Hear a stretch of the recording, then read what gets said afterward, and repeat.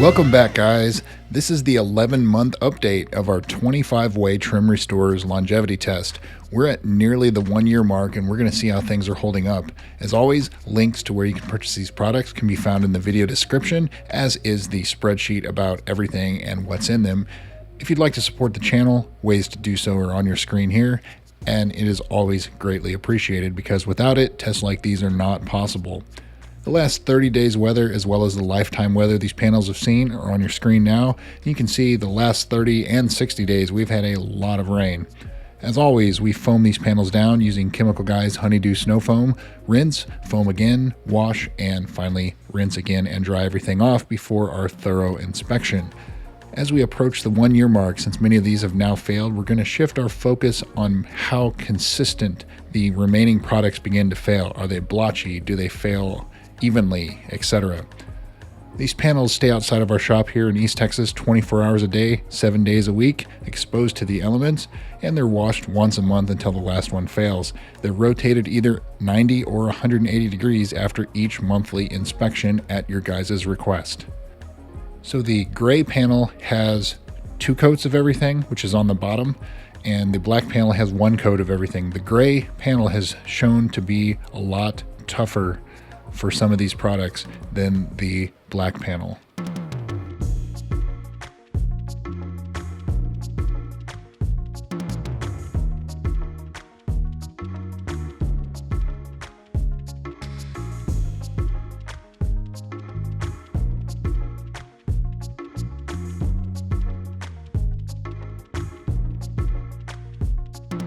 Let's see how we're looking here. India ink in the upper corner is gone. Heat gun and torch method. Torch method, we're finally going to call those failed. So that's 330 days, 11 months that we got out of that. Do not advise doing that. And Armor All Outlast, we're finally going to call that failed, even though there's a little bit left. It's not looking great, and Forever Black has since failed. On to the bottom row. Rustoleum Wipe New, formerly called New Bright, I believe.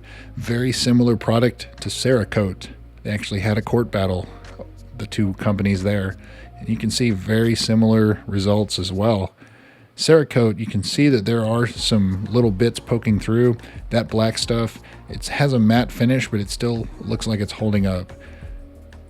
Shine Supply Trim Paint, we had already called that failed. It just didn't come out evenly. Malco Epic Revive looks good. You can see it is starting to show some signs of fading when you look very closely there, kind of in between the texture, I suppose. Zooming in closer on Cerakote and that black stuff. So you can see that black stuff sort of inconsistent as well. Cerakote okay. Wipe New looks pretty good. I would say probably better than the others as far as how consistent. Wipe New and Malco probably right up there with each other as far as how consistent they are. So on to the black panel. India ink in the upper left corner there, still doing all right.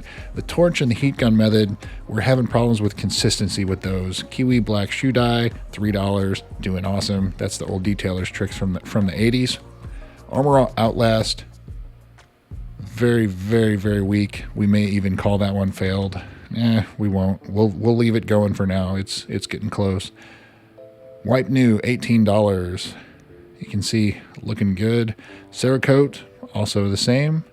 And that black stuff looking very consistent, but more of a matte finish than a gloss finish.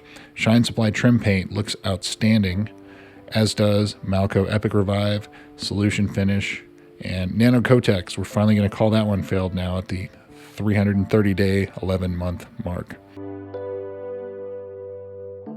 So there's a close-up of Kiwi shoe dye. You can see it's got a little blotchiness to it. It's not quite consistent, like even throughout. And Armor All Outlast, we're calling it weak. It's really, really close, but at that price point, you can just throw some more on, and it's probably going to be okay. But for a few dollars more, you could have something like Wipe New, and it still looks consistent. It's got a little streak in it, and I don't know if that's from how it was sitting behind our shop or not, so I won't really count that out.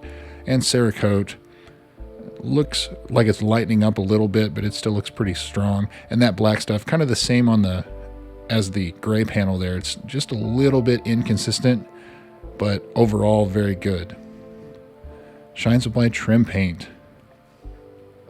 Shine Supply Trim Paint is a dye, and it looks very, very good.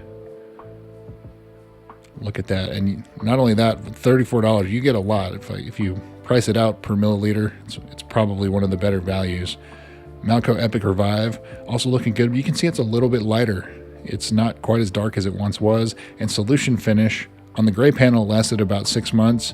We're still going here, but you can see it's not very consistent the way it's failing. And Nano Kotex Regen, we are now going to call that failed, 330 days. And it's just right on the edge. But again, you could just reapply it, and that's it. So thanks again, guys. Make sure you check out the spreadsheet in the video description and the links provided there.